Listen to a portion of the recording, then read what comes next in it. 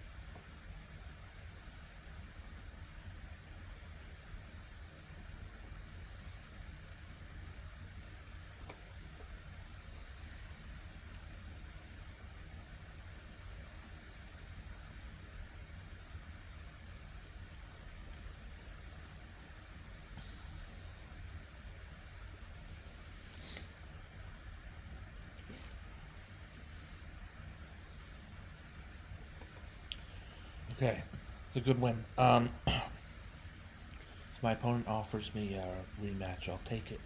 I'm not going to offer one myself.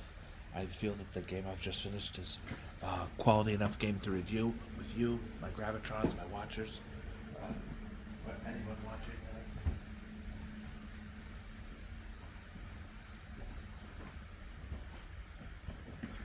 It looks like it was a rook drop at the end, but there was a lot of. Um, it was more than that. It was more than that. It was much more than a rook drop at the end. There was some strategic and tactical play intermingled, and they say you have to win 3 games to win a game of chess. You got to win the opening, you got to win the middle game, and you got to win the end game. I'm not sure who would say that.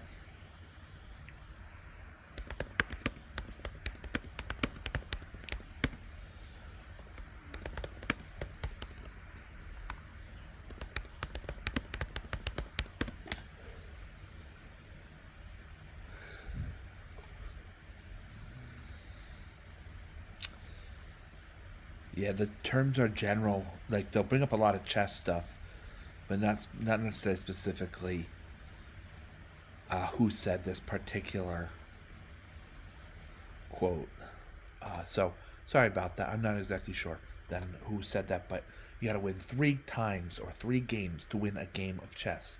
You got to win the opening, you got to win the middle game, and you got to win the end game. Of course, this is not always true, but the sentiment is there to understand. Sometimes you need to win multiple battles in order to actually win. Overall, 87.3, 75.2. This is mostly an accurate game of chess and a good one. Let's finish out to practice. Finish out to checkmate in practice here. I'm very confident that I can secure the win here, as the best move wins. The best from here, White's best move wins not 1, but 2 rooks.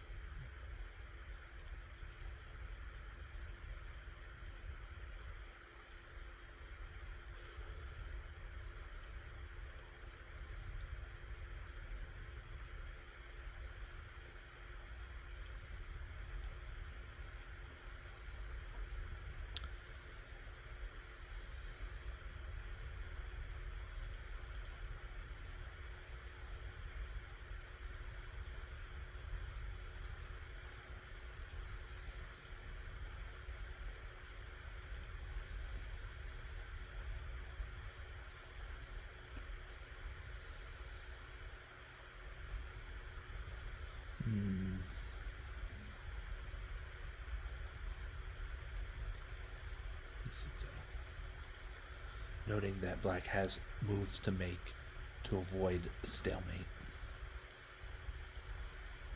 Alright, this is the game finished out to checkmate. We're going to respect our opponent and his, her, or their decision to resign. I've recently thought about this. Very recently thought about this, and I said, the person resigns there. We'll do our best to respect that often enough. It's the way it is.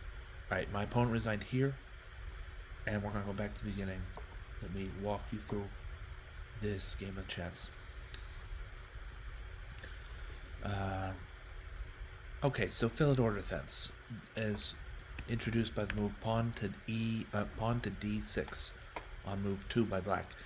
It's said to be solid, and it also blocks in black's dark squared bishop. It's one of the granddaddy of chess openings and defenses. Torch 4 evaluates this position as more than half a pawn in white's favor, and that's in addition to it's about 4/10 of a pawn more than the starting 2/10 of a pawn in white's favor. I don't play it myself. How many different ways can I disrespect this opening? Okay, because it's not good. You are gonna pry things open right away as white. Here on move 3, 1, 2, 3 as the Germans count. 1, 2, 3 as many Americans count. Actually, 1, 2, 3 that's mostly European, not just German. probably highlighting my German heritage. So we're on move 3. White's ready to pry open the position. And there's a number of ways for black to respond. I mean, I think capturing on d4 is fine. And we get some kind of Marcosi bind-like structure not long thereafter with the pawns on c4 and e4, a knight on c3, and a knight on d4 early. Some of the themes will go with what's called the Marcosi bind. Marcosi. The Marcosi bind. The Marcosi bind. It's an important chess structure. That's if you capture with the knight. You can capture with the queen, and there are some really awesome lines from that. I think it's still considered book and all that. I don't know White really needs to offer his queen up as a target quite yet. So sticking to principle, knight takes d4 is fine. But I was gonna say something else. We were on black's turn. Black captured in the center. Sometimes black will be more passive. There are answers to knight c6. You might just want to instigate the trades as even after knight c6, and after knight f6 you can usually pretty much instigate the trades when you have to worry about white has to worry about his e4 pawn. So that's sort of from both sides of the board. I'd say that's some of the ins and outs of this chess opening that has a lot more to it than what I just said. But those are some of the most basic things you'll want to know about the Philidor defense. It's a defense that black employs against e4, e5, knight f3, and then the definitive move, pawn to d6.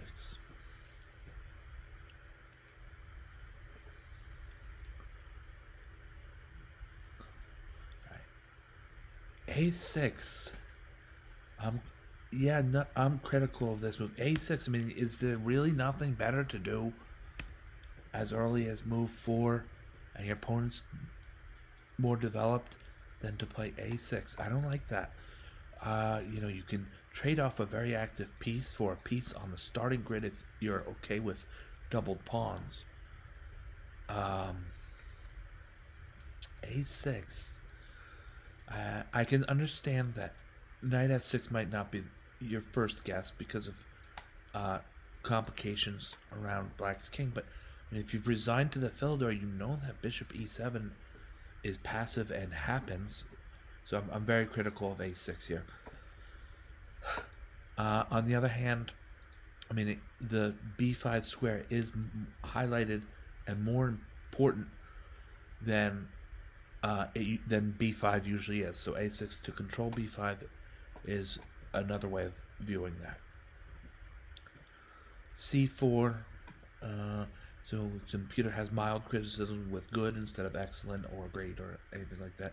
c4 is just meant to pave the way for knight to c3 in a way that the c pawn isn't just sitting here on c2 doing not all that much. On c4, the c pawn enjoys an active life, beaming towards, or beaming, is it really beaming towards d5? It's attacking d5 or helping to control d5, and this just generally helps White's strategy of controlling the center by occupying with pawns and pieces, as well as controlling from a distance with pieces.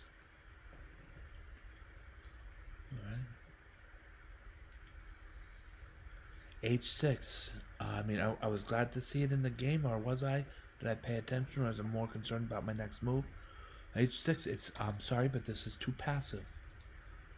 There's way more action coming from developing the pieces on the back rank. And knight f5, perhaps this was my bad, that in a position like this, to put knight f5 out there without being provoked even, denies the fact that the d4 square is his home, and he's safe enough there against most attacks except for perhaps c5. I played knight f5 prematurely, I'd say. Not exactly. Part of me wanted to prevent a bishop e7 because I still think that this bishop e7 move is coming sooner or later, and it prevents bishop e7 for a while. So, because if black plays that immediately, then knight takes g7 check, right? And black's in a really bad position. His king will have to move, and white's also ahead of pawn. But Son's bishop e7, I think I might have been a little bit quick on the attack here. My opponent captured on f5, and like I've said this in previous broadcasts, but I'll say it again. E takes f5. This pawn, whichever pawn it may be, it could be the g pawn or the e pawn. Sometimes it's the f pawn after it, but it's usually the e pawn capturing towards f. We'll go with usually. That pawn on f5 seems strangely difficult for black to handle. It seems like, first of all, it's a pawn you might say, oh, that's way on my side without support. I'll just pick it up when it makes sense. But then you look at it and you think, like, how is black gonna capture on f5? What, you can't just let this pawn sit there for the rest of the game, controlling some very important squares near black's king. So just mostly this pawn is safer than it seems. I don't know why. It always seems when the pawn gets to f5, he's safer than usual. Knight c6 is a fine move, developing, leaving options open for kingside or queenside castling.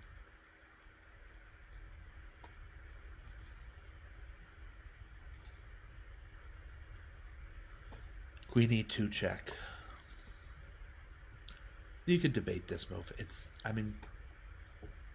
What really is white hoping to accomplish from this? This is, on the one hand, blocking my own light squared bishop in. It gets this check. If I want to be without queens, I can sometimes instigate that. Black can always just cover with bishop e7, right? And then castles continue and the threat's gone. That on the one hand. And on the other hand, we're going to see later on in the game how powerful the f1 bishop can be in a different developing square. Just keep that in mind. There's good fortune, luck, and some acumen involved. But so the bishop wants to be here or here if there weren't a pawn there, or even here if it's the Roy Lopez. But in this game in particular, it actually serves white very well by leaving him at f1 for the moment. Bishop e7. We knew it was coming sooner or later, so I sort of wanted to play bishop e3 as a way to block attacks on the e file. I'd rather lose the bishop than my queen, or whatever it is. I wouldn't really want to lose the bishop because then I'm a piece down. But queen to d7. Playing queenside castles. Queenside castles is the move here because the bishop is relatively stuck, and the king needs to get the heck out of the center with an open e file and a lot of force behind a potential black attack. So he's got to get to c1, and that's what I did. He's at c1. It's actually reasonably safe there.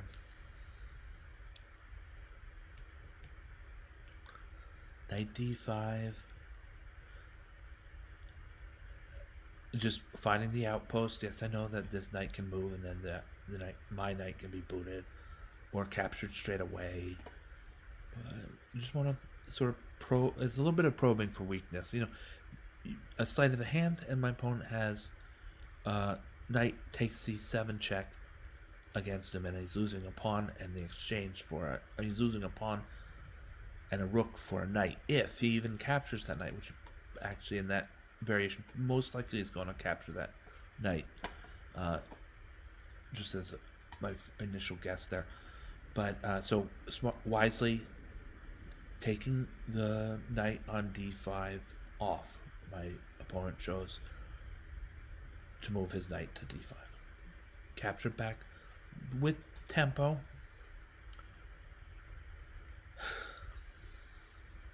I don't know, maybe there's something to why that move isn't quite as good as it should be.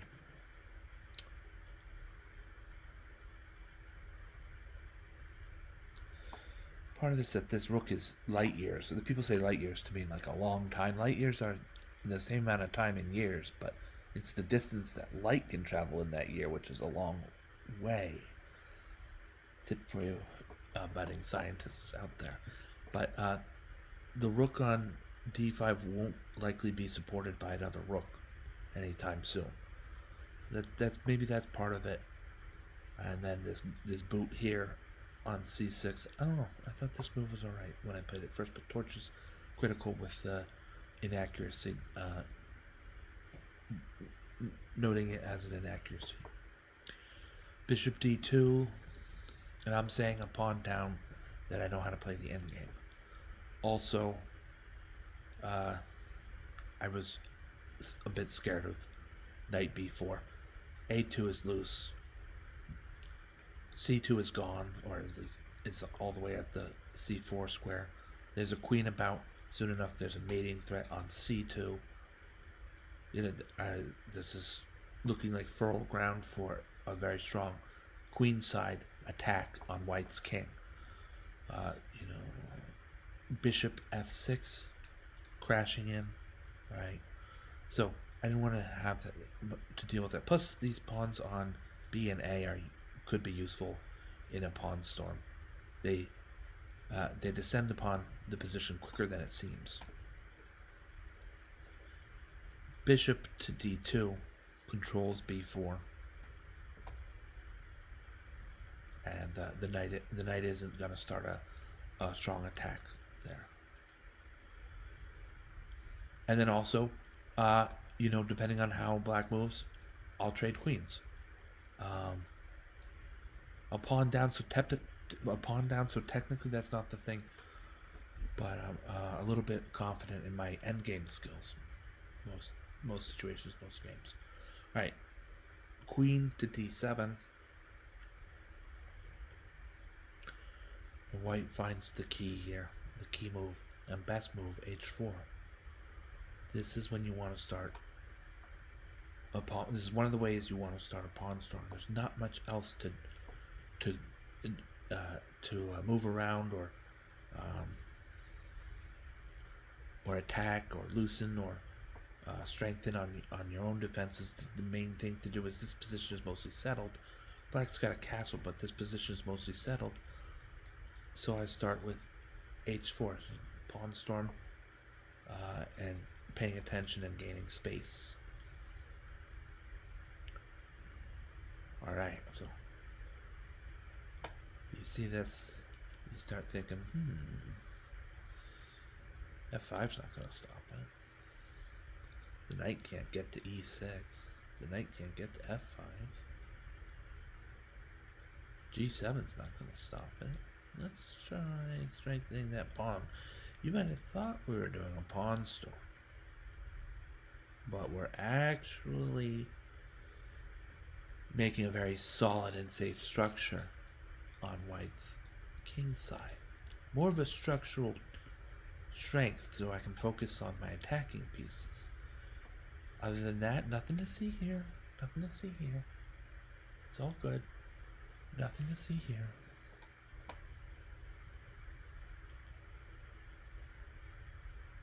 And bishop f6 so as to aim right into white's queen side where white has castled, and then the kill, as kitty cat would say, here comes the killer blow. Here comes the killing blow. Bishop to h3, and this skewer cannot be prevented. Mostly just trading pieces, working some of these moves. You might find this a little bit boring, like trading pieces, simplifying, getting to an endgame, you can win, things like that. But engineering those piece trades is not always easy, my friends. capture on e5, and rook captures back. I thought that was good because of the piece trade, but also because now g7 is weak. As soon as it went, g7 is going to fall most likely, and then there's two additional pawns that are weak, and so I thought it was a worthy. It was a move to play because of how well it simplifies.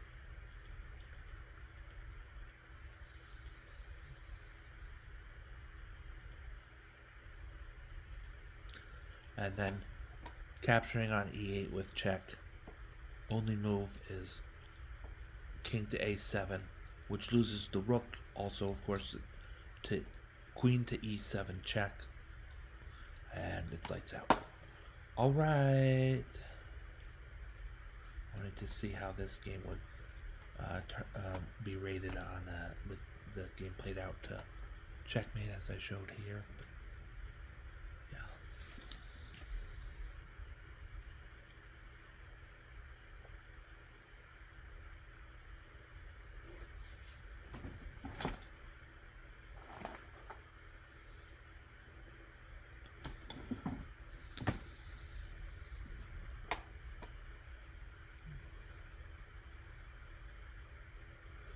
All right, so still accurate, slightly more accurate with the additional moves. Not a big deal. Let's.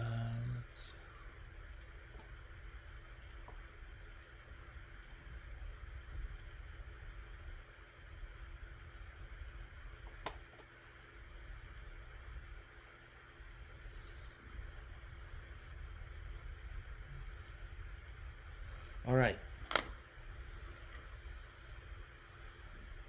Thank you for watching. Thank you, Gravitrons. I'm more gravity. Have a great night.